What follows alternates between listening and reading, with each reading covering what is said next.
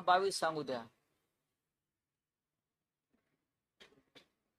आमदार आता परवा महाविकास आघाडीची बैठक झाली, त्याच्यात काही आमदार उपस्थित नव्हते.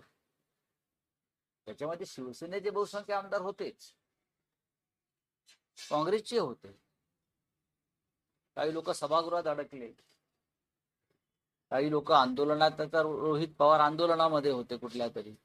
तर त्याच्यामुळे कसं आहे की आता हा विषय जो आहे, आता कदाचित त्यांना आता काही पुढे काम राहणार नाही का, सगळेच फोडणार आहेत. ते एक दिवस ते देवेंद्र फडणवीसलाही फोडतील, ते कोणालाही फोडू शकते.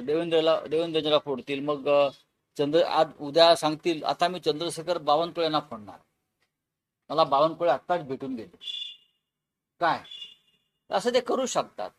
एकदा माणसाला नशा चढली, भांग गांजा फोडाफोडीची काय, मग ते काही बोलू शकतात. देवेंद्रजींना फोडलं आणि मग शेवटी ते सांगतील आता मी अमित शहानाही फोडलं. अमित शहाना देवेंद्र फडणवीस यांच्या विरोधामध्ये फोडण्याचा त्यांचा प्रयत्न चालू आहे, हे सगळ्यांना माहिती आहे. त्याच्यामुळे सगळ्यात जास्त ऑपरेशन टायगर पासून देवेंद्र फडणवीस याने सावध राहायला पाहिजे.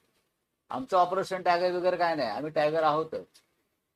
आम्ही टायगर आहोत, मग ते कोण होते स्वतः ते पाहावं लागेल. असं आहे की ऑपरेशन टायगर हे देवेंद्र फडणवीस यांच्यामुळे यशस्वी झालं. 5 आमदार होते, 6व्या आमदाराचं मन वळवण्यात फडणवीसांनी महत्वाची भूमिका बजावली. शिंदेंना दिल्लीहून हिरवा कंदील जवळपास एप्रिल पासूनच होता, पण एक आमदार त्यांना मिळत नव्हता या सगळ्या गटात. ती जबाबदारी फडणवीसांनी व्यवस्थित पार पाडली आणि त्यांच्यामुळे ऑपरेशन यशस्वी झालं. बघा, प्रत्येक जण आता मीच कसं याच्यामध्ये भूमिका बजावली याचं श्रेय घेण्याचा प्रयत्न करत असतो. त्यांचे जे चमचे असतात ते अशा बातम्या देत असतात.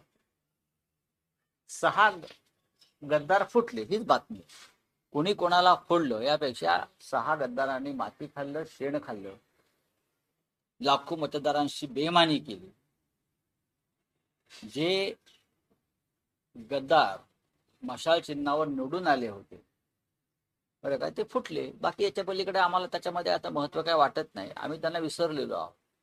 आता आम्ही जेव्हा निवडणुका होती तेव्हा गाडण्याचं काम नक्की करू. परवा एकनाथ शिंदे असं म्हणाले की संजय राऊत जेवढं बोलतायत आपल्या विरोधात तेवढा आमचा पक्ष वाढत जातो. मग वाढू द्या. तुमचा पक्ष कसा वाढतो? तुमचा पक्ष वाढण्यासाठी आता परवा 6 खासदारांना 50-50 कोटी रुपये दिले. किती खर्च आहे तुम्हाला माझ्यामुळे? हा, मी बोलल्यामुळे तुमचा किती खर्च वाढतोय? 50-50 कोटी रुपये दिले, परत 25-25 कोटी रुपये द्यायचे आहे. त्याच्या आधी 1000-2000 कोटी दिले माझ्यामुळे. बरं का, माझ्यामुळे तुमचा खिस्सा फाटतोय, ही चांगली गोष्ट आहे. संजय दिना पाटलांनी काल दिलगिरी व्यक्त केली. दिलगिरी व्यक्त करत असताना सुद्धा त्यांनी पत्रकारांनी जे काही प्रश्न मला विचारले त्याच्यामुळे मी हे सगळं बोललो असं ते म्हणाले. मला माहित नाही, आमच्यासाठी तो विषय संपलाय. बघा, तो संत महात्म्यांचा पक्ष आहे. तो जो पक्ष आहे एकनाथ शिंदे गटाचा, हे सगळे संत महात्मे वगैरे आहेत. ते राम मंदिर वगैरे याच्यामध्ये त्यांचा सहभाग आहे. त्यामुळे 2000 कोटीची चोरी तिकडे झाली. बरोबर आहे, हे सगळे टाकलेच ना. त्या 2000 कोटीतले काही पैसे खासदारांना विकत घेण्यासाठी आले का? दानपत्रातले, दानपेटीतले. आता याचा तपास करावा. मग 2000 कोटी गेले कुठे? सोडून द्या आता. हे संत महात्मे यांच्याकडे पुष्पक विमानं आहेत. मग पुष्पक विमानात खासदारांना बसून ते वैकुंठला घेऊन जातात. तुम्ही ते फोटो पहा. एक खासदार असे आहेत त्याच्यामध्ये ते विमानात बसलेले की ते खासदार कधी कोणाच्या घरी पाणी पित नाहीत.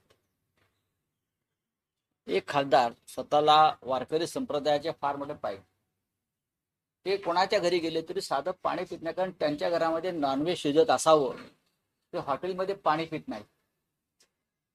पण त्या दिवशी त्या विमानामध्ये त्यांच्या टेबलावरती ग्लासात रंगीत पाणी होतं. तुम्ही पहा, रहस्यमय रंगीत पाणी आहे. आणि ते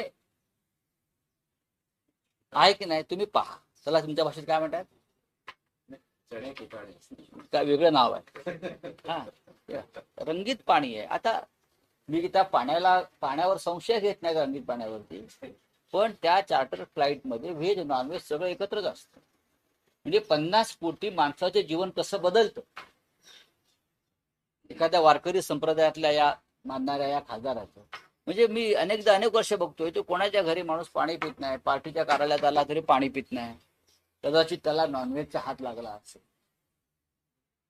पण त्या विमानामध्ये तुम्ही पहा, असे मस्त तरंगत बसलेले आहेत, समोर ग्लास आहे, ग्लासामध्ये रंगीत पाणी आहे, कोकोकोला असेल, पण ते एकदा कोकोकोलाही प्यायला नकार देत, हे चालत नाही आमच्या पंथामध्ये. पण 50 कोटी न किती माणसाचे जीवन बदलतं हे मला त्या दिवशी दिसलं. राममंदिरातल्या दानपेटीतल्या पैशांचा खासदार फोडण्यासाठी केला जातो असं तुम्ही म्हणता. नाही, हे पैसे आले कुठे, गेले कुठे? मग 2000 कोटीपेक्षा जास्त पैशाचा पहार श्रीराम मंदिराच्या दानपेटीत आणि देणगीतून झाला. मग हे पैसे गेले कुठे? हे पैसे राजकारणामध्ये 100% आलेले आहे, निवडणुकात आलेले आहे. आमदार खासदार फोडण्यासाठी 2000 कोटी हा प्राथमिक आकडा आहे. हा आकडा जास्त असू शकतो असं एसआयटीचं म्हणणं आहे. जी एसआयटी स्थापन झाली आहे त्या एसआयटीचं म्हणणं आहे. आता दानपेटी चोरल्या याला सुद्धा ऑपरेशन टायगर नाव द्या. दानपेटी चोरीचा जो काय प्रसंग घडलेला आहे काही कोटी हजारो कोटीचा, त्याला आपण शिंदे गटाने सांगायचं हे आमचंच ऑपरेशन आहे, आम्हीच चोरल्या पेट्या. रिसिप्ट मिळाली नाही, 1 किलो तर तुम्ही दान दिली. हो ना, आम्हाला रिसिप्ट मिळाली नाही. आम्ही 1 कोटी रुपये चेकद्वारे दिले. आम्ही पहिले आहोत, उद्धव ठाकरे आणि शिवसेना. जेव्हा ट्रस्टची स्थापना झाली तेव्हा अयोध्येत आम्ही होतो. त्या क्षणी आमच्याकडून 1 कोटी रुपयाचा चेक हा श्रीराम मंदिर ट्रस्टसाठी गेला आणि त्याच वेळेला आमच्याकडून 25 किलोपेक्षा जास्त चांदीची वीट, ही पहिली वीट आम्ही त्यांना दिली. जास्त त्या विटीची रिसिप्ट नाही. आणि सगळ्यात जास्त चोऱ्या तिकडे चांदीच्या विटांच्या किंवा चांदीच्या ज्वेलरीच्या झाल्या. चंपतराय यांना पाठीशी घातलं जातं. चंपतराय आणि तिकडलं भाजपचे सगळे पदाधिकारी यांनी अयोध्येतल्या जमिनी विकत घेतल्या स्वस्त्या आणि त्या ट्रस्टला दामदुपटीनं विकल्या. तुम्ही म्हणालात उद्धव ठाकरेंच्या दौऱ्याचा उल्लेख केला की आज ते फुटीर खासदारांच्या मतदारसंघात जातात उद्यापासून.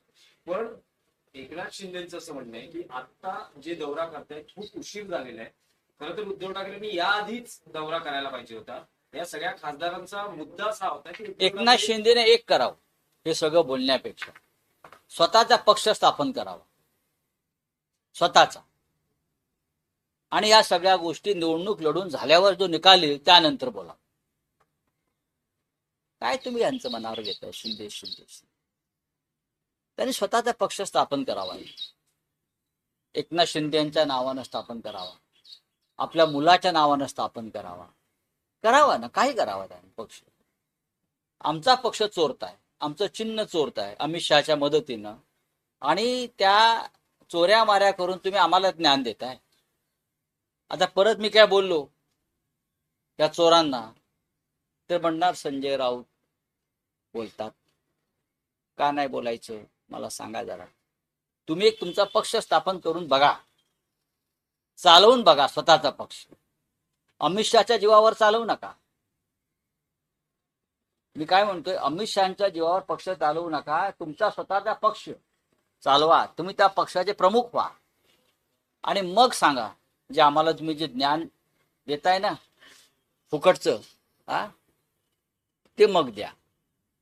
चोऱ्या माऱ्या करून लोकांचे पक्ष घ्यायचे, दरोडे टाकायचे, लुटमार करायचे, पैसे वाटून खासदार त्यांना विकत घ्यायचे आम्ही आणलेले.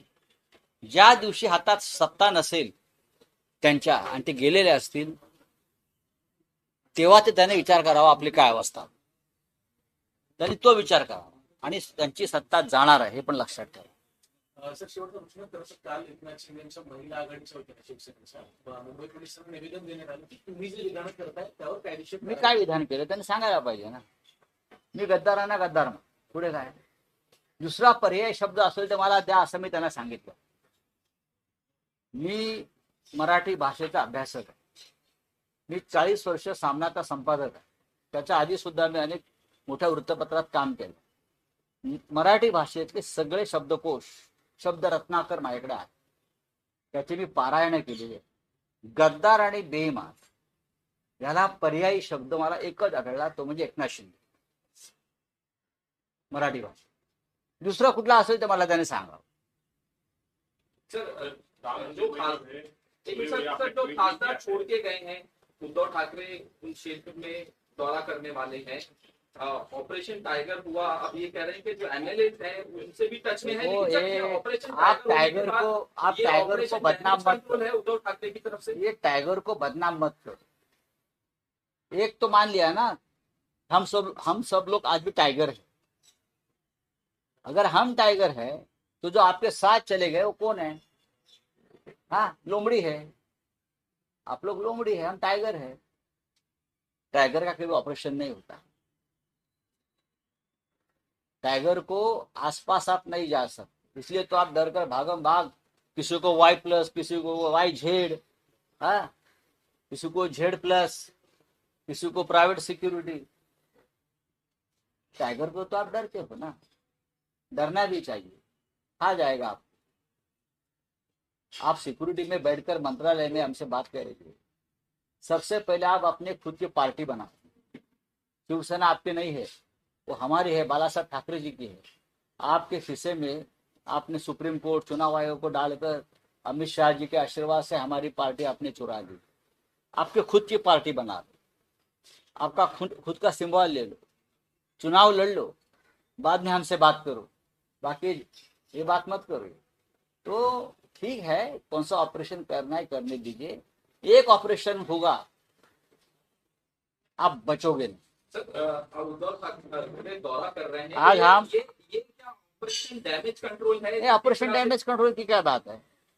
गद्दार तो चले गए, अब डैमेज वहां जो कार्य करते हैं लाखों, जो लॉयल है, निष्ठावान है, एक भी शिव सैनिक ये गद्दार सांसदों के साथ नहीं गए हैं, तो उनको मिलना हमारा कर्तव्य है, हमारी ड्यूटी. हम जा रहे 5 के 5 जगह पर महाराष्ट्र में जाएंगे. एक मुंबई में है, वहां जाकर आए हैं. Thank you very much. 8 लोगों को अरेस्ट किया है जो राम मंदिर डोनेशन मामला था, एफआईआर रजिस्टर. लेकिन जो मुख्य गुनहगार है वो तो बाहर है. वो आप भी उस ट्रस्ट पे काम कर रहे हैं ना. चोरी का पैसा वो आप मंदिर में चोरी करते हो. हिंदुत्ववादी लोग हैं, अपने आप को मानते हो. आप मंदिर की दानपेटी चुराते हो, लाखों करोड़ रुपया चुराते हो. वो पैसा राजनीति में आता है और उसी पैसे से आप सांसद विधायक खरीद लेते हो, पार्टियां तोड़ते हो.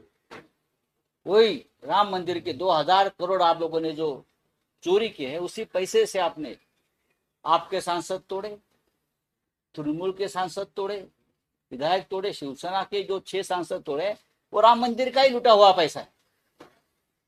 ये जो 6 सांसद को जो 50-50 करोड़ दिया है ना, वो राम मंदिर के दान पेटी यहाँ वो शिंदे के पास आई होगी. वहां बहुत दान देता था ना, चोरी का माल वापस. सर, अब शरद पवार के सांसद तोड़ने की बात हो रही है. शरद पवार का बयान आया कि हमारा कोई सांसद जाए. बात ऐसी है, कुछ भी तोड़ सकते. कल एकनाथ शिंदे कहेंगे कि मैं देवेंद्र फडणवीस को ही तोड़ रहा हूँ, फिर बोलेंगे मैंने अमित शाह को भी तोड़ लिया है 500 करोड़ में. ये पागल है, ये लोग पगला गए. तो